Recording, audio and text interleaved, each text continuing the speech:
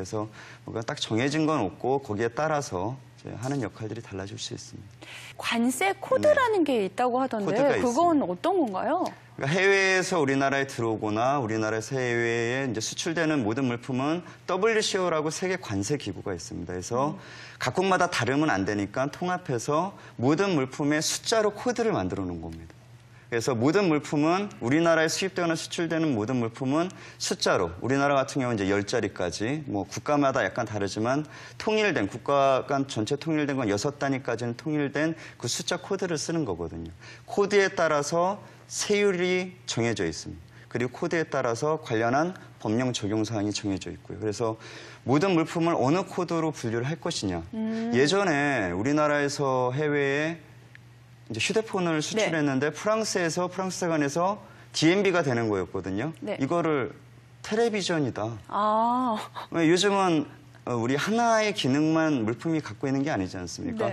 뭐 하나의 요즘에 뭐 휴대폰이 텔레비전도 나오고 인터넷도 되고 뭐 여러 가지가 되듯이 그러니까 그 기능에 따라 텔레비전 코드가 따로 있고 휴대폰 코드가 따로 있고 뭐 MP3 플레이어 코드가 따로 있는데 다 그 기능이 여러 가지가 있다. 그럼 어느 코드에 넣을 것이냐. 사실 이제 그런 문제들도 많이 발생을 하고 국가 간의 분쟁도 사실은 많이 있습니다. 그래서 코드라는 것들이 그 코드에 따라서 관련한 법령들을 다 적용을 하기 때문에 상당히 중요하다고 볼 수 있죠. 관세가 높은 품목은 어떤 게 있을까요? 기본적으로 농수축산물이 높습니다. 그래서 뭐 기본적으로 이제 우리나라 관세가 8%, 관세율이 8%가 좀 많죠. 물론 0%도 있고 8%도 있고 뭐 여러 가지 있는데 이제 농수축산물 쪽 가면은 뭐 200%, 300% 뭐 이런 것들도 이제 그 세율을 정하는 것들은 각 국가 간의 산업 특성, 사회 특성에 따라서 정하기 때문에 우리나라 같은 경우는 좀 그쪽이 세율이 높다라고 볼 수 있습니다. 무역량이 증가하면서 하는 일은 늘어나고 또 무역 협정을 늘 공부해야 되는 직업 관세사. 관세사의 현장 모습은 어떤 모습일까요? 지금 화면으로 함께 만나보시죠. 이른 아침 컨설팅을 위해 들른 반도체 생산회사. FTA 체결 후 무관세 혜택을 누리기 위해 기업이 알아야 할 것들이 많아졌다.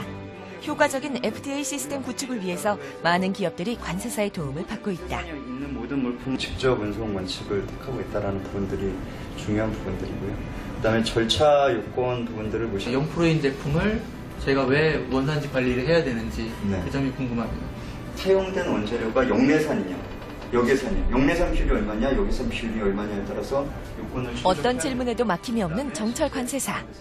수출입이 외국화 거래하다 보니까 여러 가지 리스크가 많거든요. 그 점에 대해서 저희가 전문가의 도움을 받은 게 참 좋습니다.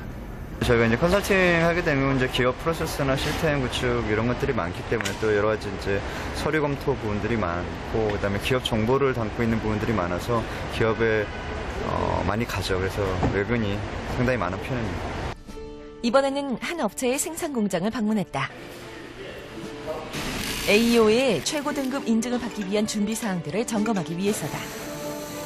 안전관리를 특히 중요시하는 AEO의 기준에 맞춰 물건이 만들어지는 단계에서부터 위험 요소는 없는지 미리 진단하고 관리한다. 차후에 문제가 생기지 않도록 수출입 품목들을 확인하고 원자재, 원산지를 검토한다. 안전을 제어하는 요소가 덜하겠네요. 자동으로 다 관리되고 이런 부분들이 세팅이 되게 되면. 현장을 직접 봐야 정확한 점검을 할 수 있다. AEO 저희 컨설팅을 하기 위해서 방문을 했습니다. 이제 AEO는 관세청에서 주관하는 그 인증 제도입니다. AEO를 취득을 하기 위해서는 어떤 내부 통제 부분들, 안전관리 부분들이 다 갖춰져 있어야 됩니다. 관세청의 요구사항에 빠짐이 없도록 물건의 생산 단계에서부터 운반 과정까지 모든 것을 책임지고 관리해야 하는 관세사. 봉인 AEO에서는 기준하는 게 상당히 많은 분야들이 있는데요. 그러한 부분들을 저희가 컨설팅을 받아가지고 내실이 있는 그런 프로세스를 저희 업무에 구축을 하게 되었습니다. 사업장을 둘러보고 사무실로 돌아온 정철 관세사. 저희 타주신구 원본 접수를 완료를 했고요. 그것도 진성진행 경과 보고서 진행할 예정입니다. 그리고 민족 품목 분류 같은 경우에는 지금 경성 청구 완료가 됐고요. 그 부분들도 컨설팅뿐 아니라 다양한 분야의 일을 하고 있다. 중화심사 관련해서 계약 체결 될 부분인데 이제 그것도 룰 설정을 어떻게 할 거냐는 좀 고민을 해보고. 행정쟁송 진행 시 심사 청구 등을 대리하기도 하는 관세사. 드디어 오늘의 업무가 끝났다. 하루가 다르게 변하는 세계 무역 환경의 흐름. 법령이 바뀌어 갑작스런 문제가 생긴다면 본인은 물론 거래하는 회사까지 피해를 입게 된다. 이에 대비해 정찰 관세사는 매일의 업무 끝이면 항상 학생의 자세로 돌아간다. 그 관세사가 뭐 큰 기업부터 또 개인까지 관세사가 방향을 제시해주고 그걸 따라서 뭐 개인들은 창업을 해서 이렇게 하는구나, 이렇게 무역을 하는구나, 이렇게 알 수도 있고 또 나아가거든요. 그래서 관세사는 무역 환경에서 나침반이다. 저는 그렇게 정리하고 싶습니다. 커져가는 무역시장에서 그 중요성이 점차 부각되고 있는 관세사. FTA 시대에서 이들의 활약은 계속될 것이다. 와, 정말 중요한 일을 하고 계시는데요.